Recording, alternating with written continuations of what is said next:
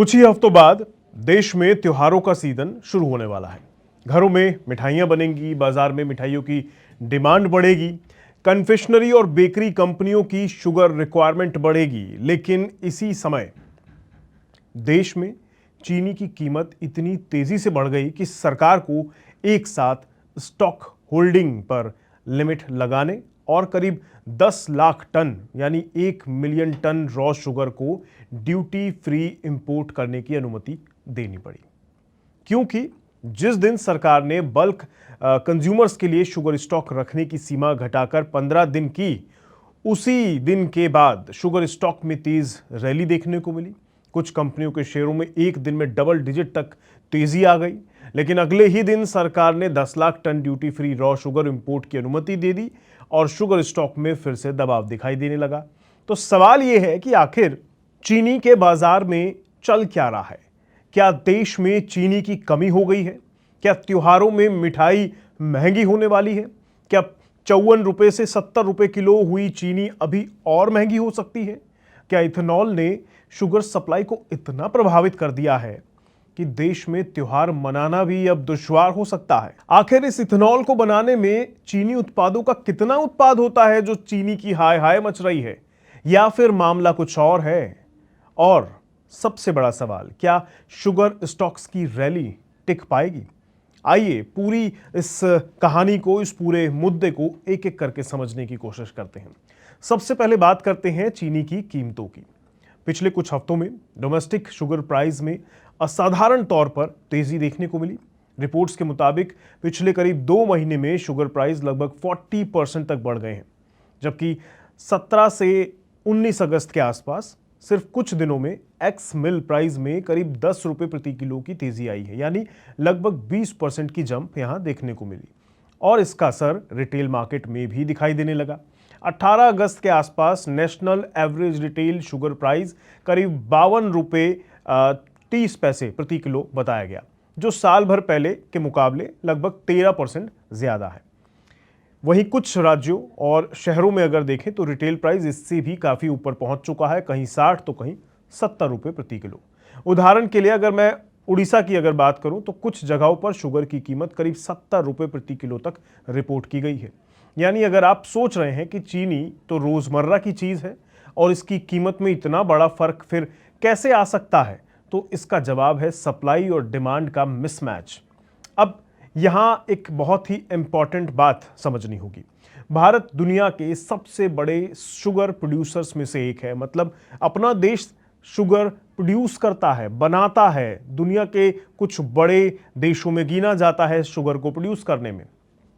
इसीलिए सामान्य परिस्थितियों में देश को शुगर इंपोर्ट करने की जरूरत ही नहीं पड़ती। हम बाहर एक्सपोर्ट करने की औकात रखते हैं ना। बल्कि कई सालों में भारत शुगर एक्सपोर्ट करता रहा भी है। लेकिन इस बार सिचुएशन थोड़ी अलग है।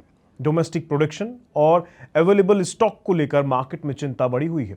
पिछले सीजन के मुकाबले सप्लाई टाइट हुई है और दूसरी तरफ डिमांड बढ़ने लगी है। और जैसे जैसे फेस्टिव सीजन करीब आ रहा है, बाजार में यह डर बढ़ता जा रहा है कि अगर अभी सप्लाई नहीं बढ़ाई गई तो आने वाले महीनों में चीनी की कीमत और ऊपर जा सकती है। और इसी पॉइंट से सरकार की एंट्री होती है। सरकार ने पहले बल्क शुगर कंज्यूमर्स के लिए, यानी जो थोक में शुगर को कंज्यूम कर सकते हैं, उनके लिए स्टॉक होल्डिंग लिमिट को 30 दिनों से घटाकर 15 दिन कर दिया। मतलब वो 15 दिन से ज्यादा का स्टॉक अपने पास नहीं रख सकते।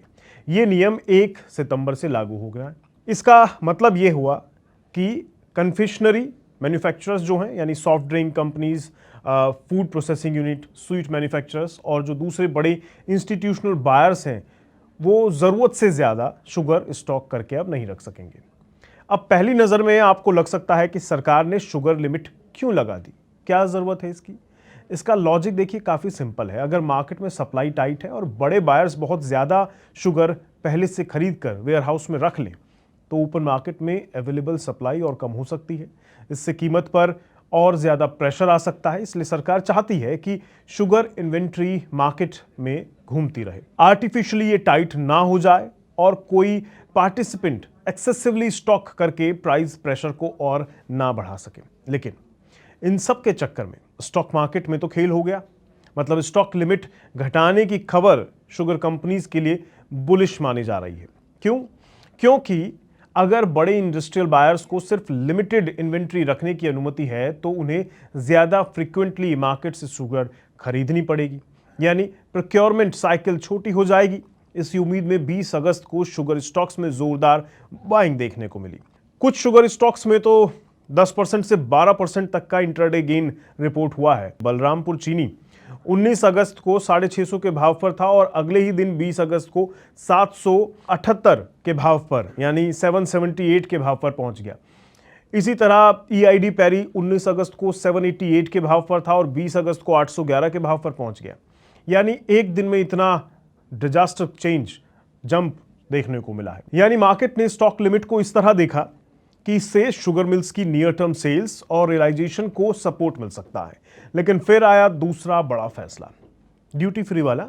ड्यूटी फ्री शुगर इंपोर्ट सरकार की तरफ से फैसला लिया गया।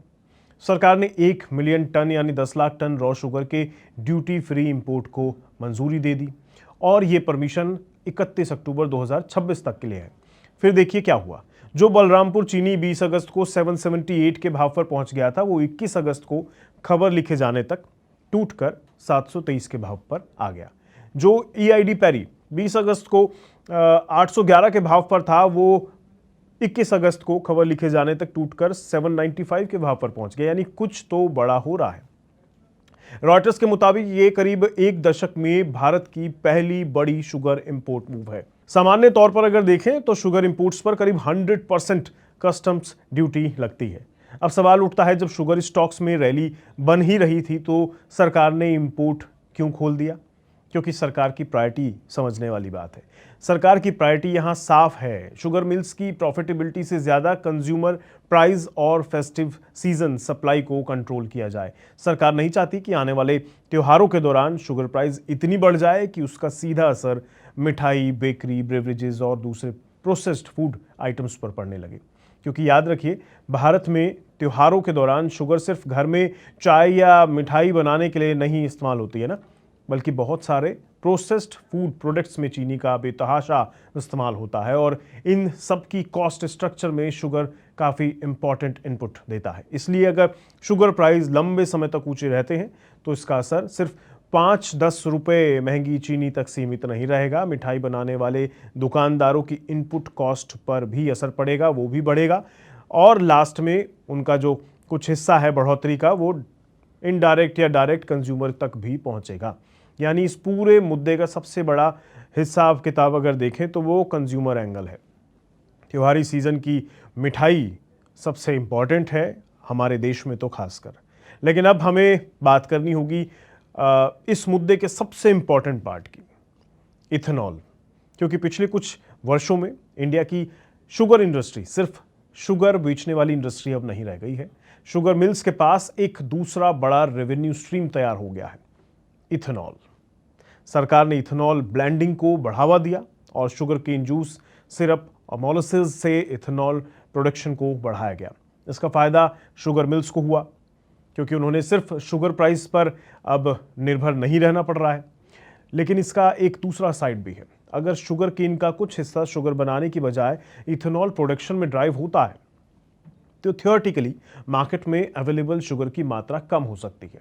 सरकारी डेटा के मुताबिक शुगर सीजन 2022-23 में करीब 43 lakh ton sugar ethanol production की तरफ डाइवर्ट हुआ था। यही वजह है कि इथेनॉल पॉलिसी को शुगर मार्केट से अलग करके देखना मुश्किल हो जाता है। हालांकि ये यहाँ पर ना एक इम्पॉर्टेंट चीज़ आपको मैं बता दूं जो समझने वाली भी है कि इथेनॉल सिर्फ शुगर से नहीं बनता है, और भी बहुत सारे क्रॉप्स हैं जिसके उत्पादन में जो है इथेनॉल के उत्पादन में, उनके प्रोडक्शन में इस्तेमाल होते हैं क्रॉप्स। जैसे मैं अगर कुछ का नाम लूँ तो अनुमान के तौर पर आपको बता रहा हूँ 2023-24 में कुल 672.49 करोड़ लीटर इथेनॉल का प्रोडक्शन हुआ था, जिसमें मेज़ यानी कि मक्का से 286.47 करोड़ लीटर इथेनॉल बना। बी हैवी मोलेसेस से 148.81 करोड़ लीटर बनाया गया। डैमेज्ड फूड ग्रेन्स से 115 लीटर से ज़्यादा इथेनॉल बनाया गया। शुगर केन जूस, सिरप या शुगर से 63 करोड़ लीटर के करीब का हिसाब किताब रहा। इसके अलावा सी हैवी मोलेसिस से 57.56 करोड़ लीटर, FCI राइस से 0.13 करोड़ लीटर। अब आप सोच रहे होंगे कि इसमें चीनी वाले उत्पाद का योगदान तो काफ़ी कम है, फिर इसके नाम पर बवाल इतना क्यों हो रहा है? वो इसलिए हो रहा है क्योंकि बी हैवी और सी हैवी मोलेसिस भी गन्ने और शुगर इंडस्ट्री से ही आते हैं। इसलिए अगर आप ब्रॉडर कैटेगरी के तौर पर देखें तो शुगर केन, शुगर इंडस्ट्री से आया इथेनॉल 270 करोड़ लीटर यानी करीब 40% का हिसाब किताब बैठता है। बाकी सब 60% के करीब जो है ग्रेन बेस्ड था इथेनॉल प्रोडक्शन के अंदर। तो यहाँ डिवाइड अगर आप देखें तो इथेनॉल बनता है 40% शुगर वाले प्रोडक्ट और 60% ग्रेन बेस्ड प्रोडक्ट, तब जाके इथेनॉल तैयार होता है। तो 40% वेटेज बहुत बड़ा है क्योंकि उसका कंजम्पशन हमारे लिए आमतौर पर भी होता है, और अगर वो इथेनॉल बनाने में हो रहा है तो उसका कंजम्पशन की वजह से आपको बाज़ार में उसकी क्वांटिटी कम दिखाई देगी, इसलिए इसकी चर्चाएं इतनी ज़्यादा हो रही हैं। और इसी चक्कर में इससे जुड़े स्टॉक्स पर भी इम्पैक्ट देखने को मिल रहा है। हालांकि अभी की शुगर प्राइस रैली को सिर्फ इथेनॉल के खाते में डालना सही नहीं होगा, क्योंकि production, opening stocks, cane availability, weather, domestic consumption, mills की सेल्स और गवर्नमेंट पॉलिसीज, ये सभी फैक्टर्स मिलाकर फाइनल शुगर बैलेंस तय करा जाता है। लेकिन एथेनॉल ने शुगर इंडस्ट्री की इकोनॉमिक्स को ज़रूर बदल दिया है। पहले अगर शुगर प्राइस गिरती थी तो मिल की प्रॉफिटेबिलिटी पर ज़्यादा सीधा असर पड़ता था। अब इथेनॉल एक ऑल्टरनेटिव रेवेन्यू स्ट्रीम देता है, और यही कारण है कि इन्वेस्टर्स शुगर स्टॉक्स को सिर्फ चीनी की कीमत के हिसाब से नहीं देखते, बल्कि शुगर प्लस इथेनॉल दोनों बिजनेसेस के कॉम्बिनेशन के रूप में देखते हैं। अब वापस आते हैं शुगर स्टॉक्स पर। यहाँ इन्वेस्टर्स के लिए सबसे इंटरेस्टिंग कॉन्ट्राडिक्शन तैयार होता दिखाई देगा आपको। 20 अगस्त को स्टॉक लिमिट ने शुगर स्टॉक्स को रैली दी, आपको मैं अभी शुरू में जैसा बता रहा था, लेकिन 21 अगस्त को ड्यूटी फ्री इंपोर्ट ने वही स्टॉक्स दबाव में डाल दिए। उदाहरण के तौर पर जैसा हम गेस्ट से भी सुन रहे थे कि बलरामपुर चीनी, धामपुर शुगर जैसे जो स्टॉक्स थे उनमें इंपोर्ट अनाउंसमेंट के बाद गिरावट देखने को मिली, और कुछ शुगर स्टॉक्स करीब 5% तक नीचे आ गए। क्यों? क्योंकि इंपोर्ट का मतलब है कि डोमेस्टिक मार्केट में एडिशनल शुगर की सप्लाई आने वाली है, और अगर सप्लाई बढ़ती है तो शुगर प्राइस पर प्रेशर आ सकता है। अगर प्राइस नीचे आते हैं तो शुगर मिल्स की रियलाइजेशन और मार्जिन्स पर भी प्रेशर आ सकता है। यानी इन्वेस्टर्स के लिए इक्वेशन बदल गई। पहले सवाल था शुगर प्राइस कितना ऊपर जाएगा, अब सवाल है गवर्नमेंट इंपोर्ट के बाद शुगर प्राइस कितना नीचे आएगा, और यही शुगर स्टॉक्स की आगे की डायरेक्शन भी तय कर सकता है। यहाँ एक और इंपॉर्टेंट पॉइंट समझने वाला है कि सरकार ने रॉ शुगर इंपोर्ट की अनुमति जरूर दी है, लेकिन इसका मतलब कतई नहीं समझे ये कि अगले ही दिन 10 लाख टन शुगर भारत में बाजारों में दिखाई देने लग जाएगा, तुरंत आ जाएगा। रॉ शुगर को इंपोर्ट करने के रिफाइन करना और फिर मार्केट तक पहुंचाने में समय लगेगा। रॉयटर्स की रिपोर्ट के मुताबिक ब्राजीलियन इंपोर्ट्स का बड़ा हिस्सा अक्टूबर के आसपास पहुंचने की संभावना है, जबकि कुछ सप्लाई पोर्ट बेस्ड रिफाइनरीज के जरिए डोमेस्टिक मार्केट में रिलेटिवली जल्दी भी आ सकती है। इसलिए शॉर्ट टर्म में शुगर प्राइस तुरंत कोलैप्स हो ये ज़रूरी नहीं है, लेकिन गवर्नमेंट का मैसेज साफ है, अगर प्राइस बहुत ज़्यादा बढ़ेंगे तो सरकार सप्लाई बढ़ाने के लिए इंपोर्ट का रास्ता भी खोल सकती है। और यही बात शुगर मिल्स के लिए सबसे बड़ा रिस्क है, क्योंकि अगर डोमेस्टिक शुगर प्राइस बहुत ऊपर चले जाते हैं तो प्रोड्यूसर्स को फ़ायदा होता है, लेकिन अगर सरकार कंज्यूमर इन्फ्लेशन को कंट्रोल करने के लिए इंपोर्ट खोल देती है तो उस अपसाइड पर एक पॉलिसी सीलिंग लग सकती है। यानी शुगर स्टॉक में अभी जो रैली दिखाई दे रही थी या दिखाई दे रही है, उसे देखकर ये मान लेना कि चीनी महंगी है इसलिए शुगर कंपनीज हमेशा प्रॉफिट करके देंगी, थोड़ा डेंजरस हो सकता है कंक्लूजन आपके लिए, तो थोड़ा कॉशियस यहाँ रहने की ज़रूरत है। तो क्या त्योहार में मिठाई महंगी होगी? इसका जवाब है संभावना है कि मिठाई और शुगर इंटेंसिव प्रोडक्ट्स पर कॉस्ट प्रेशर बना रहे, लेकिन इसका मतलब ये नहीं है कि हर मिठाई की कीमत निश्चित रूप से उतनी ही प्रोपोर्शन में बढ़ने वाली है जैसे शुगर की कीमत में बढ़ोतरी दिखी, क्योंकि मिठाई सिर्फ चीनी से नहीं बनती है, और भी चीज़ें डलती हैं उसमें। लेकिन हाँ, शुगर प्राइस अगर लगातार ऊंचे बने रहते हैं तो स्वीट मैन्युफैक्चरर्स के मार्जिन पर प्रेशर आएगा और कुछ हिस्सा कंज्यूमर प्राइस में पास थ्रू हो सकता है डेफिनेटली। और इसलिए गवर्नमेंट ने इंपोर्ट का फैसला फेस्टिव सीजन से ठीक पहले किया है। यानी सरकार का मकसद सिर्फ शुगर ट्रेडर्स को कंट्रोल करना नहीं है, असल मकसद है कि त्योहार आने वाले हैं, उससे पहले सप्लाई पर्याप्त रूप से भारत में मौजूद है और चीनी की कीमतें अनकंट्रोल्ड तरीके से ना बढ़ें और इसका असर ब्रॉडर फूड इन्फ्लेशन पर भी ना जाए। तो ये है ओवरऑल मुद्दा जो फिलहाल काफ़ी चर्चाओं में है चीनी को लेकर, चीनी के स्टॉक्स को लेकर, इथेनॉल को लेकर, काफ़ी सारी चीज़ों को लेकर इसके इर्द गिर्द बातें घूम रही हैं। तो मैंने कोशिश की है कि आपको चीज़ें सिंपली वे में समझाई जा सकें। मुझे उम्मीद है कि आपको चीज़ें क्लियर हो गई होंगी। अगर बाजार में निवेश करते हैं तो थोड़ा सोच समझ कर कीजिएगा, रैली देखकर नहीं कीजिएगा। आज की इस वीडियो में इतना ही रखते हैं, मिलूंगा आपसे अगले किसी नए मुद्दे के साथ। तब तक के लिए दीजिए इजाज़त, नमस्कार।